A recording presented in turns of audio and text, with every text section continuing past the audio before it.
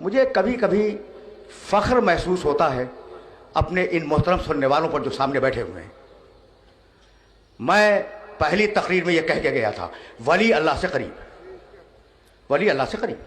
میں پہلی تقریر میں یہ کہہ کے گیا تھا کہ کسی امام کو نسخہ لکھواتے ہوئے نہیں دیکھا گیا. کہا تھا نا میں نے.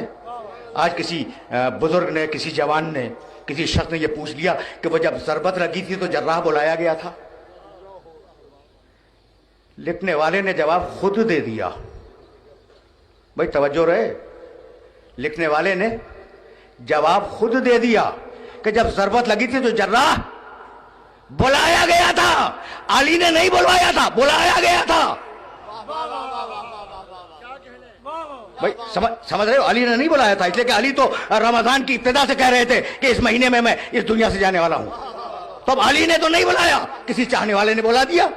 اور یاد رکھو کہ آل محمد کے مرض کسی دوا سے ٹھیک نہیں ہوتے. رسول بیمار تھے, چادر سیدہ نے ٹھیک کر دیا.